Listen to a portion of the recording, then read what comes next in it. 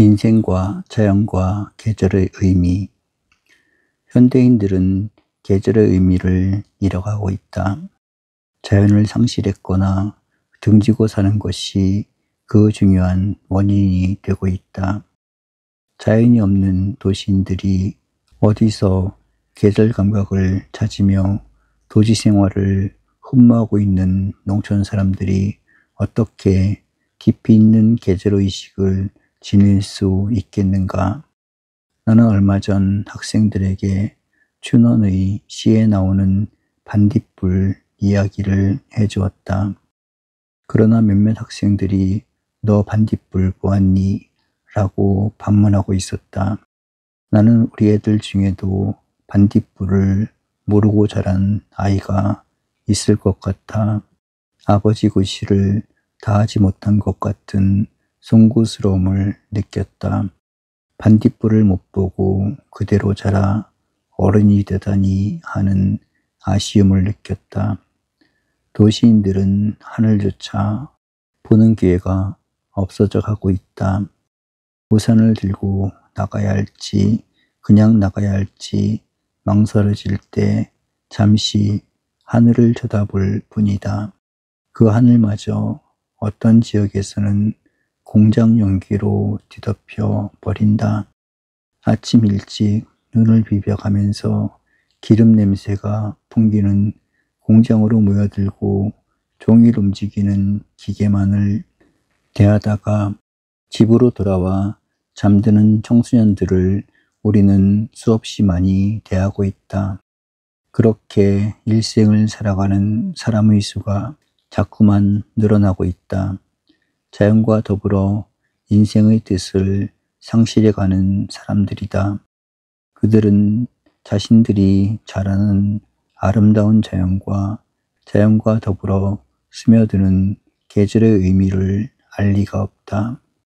무엇보다도 가슴 아픈 사실은 자연 상실이 그대로 삶의 상실이라는 것을 느끼지조차 못한다는 점이다. 현대인들은 공해를 크게 걱정한다. 공해는 눈에 보이는 자연의 상실을 가리킨다. 그러나 우리들 심중의 자연이 송두리째 메말라 죽고 있다는 것을 생각하지 않는다. 조물주는 인간을 자연과 더불어 살도록 운명지어 주었다. 자연이 없는 인간의 삶은 불가능하게 되어 있다. 옛날 사람들은 그 뜻을 잘 알고 있었다. 오히려 자연에 순응하려는 자세가 지나칠 정도였다. 그러나 현대인들은 작은 지식과 지혜를 가지고 자연을 정복하며 지배하는 것으로 능사를 삼았다. 그것은 마치 걷기 시작하는 어린애가 어머니의 몸을 완전히 떠나 버리는 것 같은 어리석음인 것이다.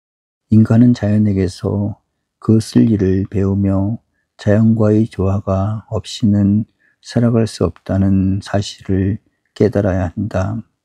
자연이 주는 젖줄기를 잃었을 때 우리는 어디서 그 삶의 원천을 찾을 수 있겠는가? 자연의 젖줄은 물질적 자원만을 가리키지 않는다. 자연이 주는 정신적 질서와 교훈을 잃어서는 안 된다는 뜻이다. 최근 일부의 학자들은 혈압이나 암과 같은 무서운 병의 원인이 주로 화학성 음식물에서 온다고 말한다. 천연 음식물을 택하는 지역 사람들에게서는 그 같은 병이 발생하는 경우가 적다는 것이다. 역시 자연과의 조화를 잃은 결과일 것이다. 현대인들은 자연 속에서 가질 수 있는 육체적 노동이 얼마나 소중한가를 모르고 있다. 일부의 과학자들은 자연 속에서의 육체 노동이 장수의 비결이며 중요한 조건이라고 얘기하기 시작하고 있다. 그 순리를 몰랐기 때문에 일부의 도시인들은 골프를 발견했고 등산을 의무적으로 즐기며 낚시를 선전하고 있다. 만일 우리들이 하루에 2시간씩만 땀을 흘리면서 육체적인 일을 즐길 수 있었다면 우리는 그 많은 위장병과 신경쇠약에서 해방될 수 있었으며 구태여 골프나 의무적인 등산을 택하지 않아도 좋았을 것이다. 세계에서 가장 장수를 누리는 히말라야 계곡 지역의 훈자 왕국을 찾아본 평론가는 그들의 건강과 장수의 비결을 육체적인 노동에 돌리고 있다. 그들은 12세의 아이들로부터 120세의 노인들에 이르기까지 모두가 육체적인 일을 즐기고 있다는 보고였다. 일을 즐기는 사람들은 언제나 평화로우며 아름답고 선한 인간관계를 유지하게 되어 있다. 음식은 언제나 맛있고 수면 시간은 항상 평화와 행복의 시간이 된다. 미국에서도 건강하게 장수하는 직업 중의 으뜸가는 것은 정원사라고 지적하고 있다. 자연 속에서 육체의 일을 하는 사람이 누구보다도 행복스러운 직업이라는 뜻이다. 얼마 전까지만 해도 우리는 면과 모직물을 입었다. 그것은 자연이 준 직접적인 옷이었다. 최근 우리는 화학성 의류들을 개발했다.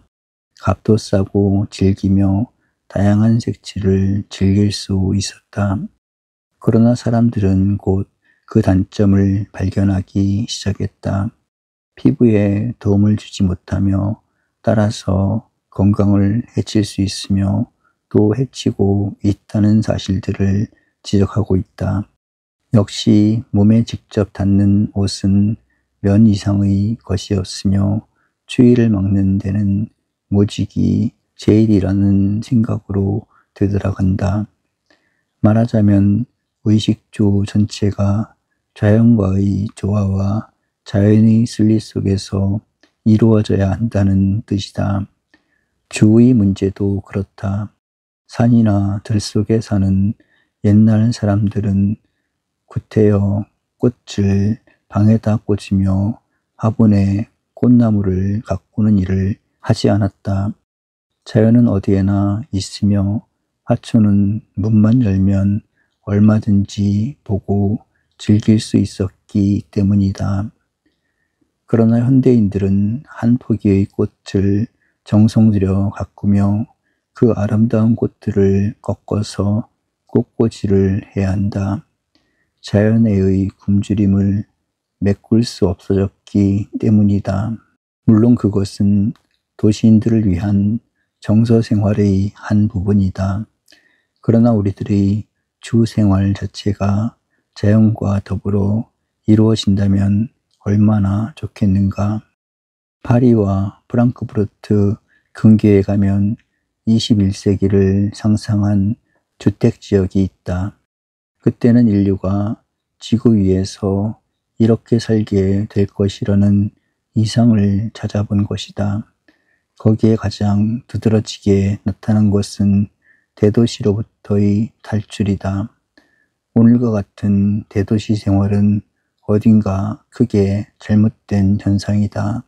그렇다고 옛날식의 전원 생활은 용납될 수가 없다. 결국 찾아낸 것은 전원 속에서 일하면서 사는 아파트촌이다. 아무리 생각해도 현대인이 구출받을 길은 자연의 복귀이다. 자연과의 조화를 다시 찾는 일이다.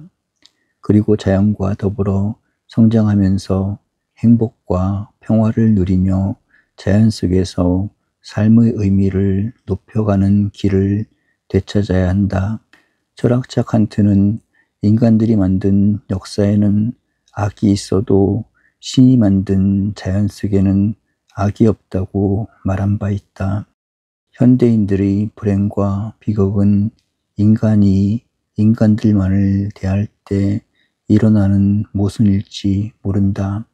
만일 인간이 신의 뜻이 무엇인가를 찾으며 자연의 질서와 순리를 배울 수 있다면 오늘과 같은 비극과 모순은 어느 정도 방지될 수도 있을 것이다.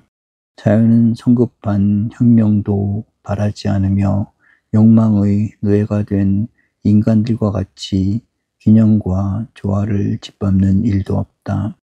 자연을 멀리한 인간 사회는 그 자연의 순리까지도 거부한 나머지 오늘의 비극과 부조리와 파멸을 가져오고 있는 것 같다.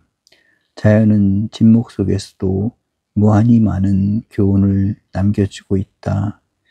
신이 보이지 않거든 신의 피조물인 자연 속에서 신의 가르침을 배우라는 교훈은 잘못이 아니다. 7월은 무르익은 녹음과 더불어 여름의 계절 감각을 담뿍 안겨다 준다. 우리는 다시 한번 여름 하늘의 구름들과 함께 자연의 정을 가슴 깊이 느껴보며 가득 찬 녹음 속에서 삶의 충일감을 반추해보자. 뜨거운 볕 속에서 창조적인 의욕을 되찾아보며 이글이글 타는 열기 속에서 생의 무궁한 정념에 잠겨보기로 하자. 봄이 생명의 출발이며 가을이 그 결실의 계절이라면 여름은 삶의 차고 넘침이 온 우주를 덮는 때이다. 겨울의 안식과 대조되는 시기가 있다면 그것은 봄이나 가을이 아니다. 의욕과 정열과 희열로 가득 찬 여름이야말로 찬란한 계절로 찾아드는 것이다. 여름의 창조적인 정열을 갖추지 못한다면 어떻게 가을의 열매를 기대할 수 있겠는가? 자연 속에 살면서 자연과 인생을 살찌게 하는 이 여름을 가꾸어 나가자.